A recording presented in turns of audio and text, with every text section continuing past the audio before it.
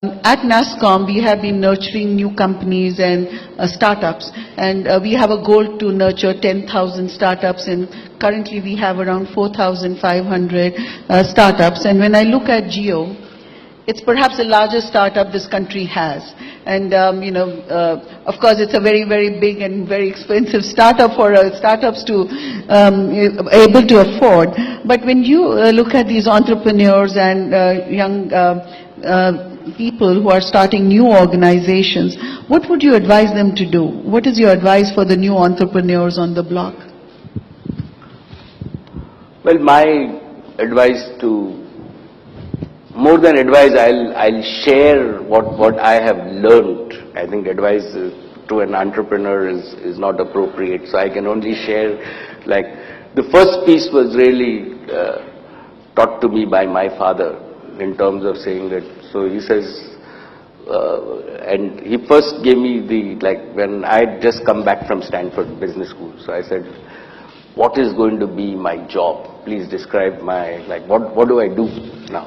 Roles and responsibilities. In terms of roles and responsibility, absolutely. So he says, Acha, am I giving you if you're a job, then you're a manager, right? If you're an entrepreneur, you'll figure out what you want to do. So I'm not going to tell you anything, figure out what you want to do. Right? The second piece that I think I learned is that as an entrepreneur, right, it's very important to find a problem that you want to solve, that you are passionate about. Right? There is no, and this is the same thing that, in fact, Professor Sharma at UDCJ, I was blessed to have him. He'd always say that I am not going to give you a list of problems and then you can go and work on anything. You find a problem, and then I will grade you on the quality of the problem that you find, and then I'll grade you on the quality of solution that you actually do. So the same rules apply for an entrepreneur, that it's not solving problems, it's first finding problems. Once you find the problem, right, then you solve it. The third thing that I have learned is that, and we've now institutionalized it at Reliance, is that you have to create societal value. Right? You have to solve a problem which actually does good in some way. And that has to be the main objective of the business. And financial returns are actually a byproduct. If you focus only on financial returns, right, chances are that you would not really become great and solve your own passion. The other piece that I have learned is failures are normal. Right? With all the success that one sees, people, even in my own case, don't see how many times I have failed before I succeed. So they are just a step before you succeed. So never get disheartened by failures.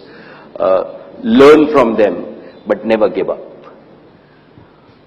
Two non-negotiables for me are, one is treat your investors' money, and this was early on ingrained into us at Reliance, is that we had taken money from small investors, that treat your investors' money even more carefully than your own money.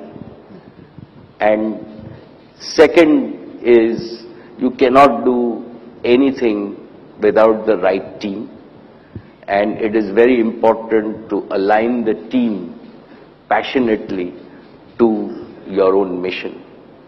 And finally, an entrepreneur is always positive. He's an optimist, and he proves, there are lots of cynics, lots of negative people around, but an entrepreneur spreads positive energy. That's really what I have learned.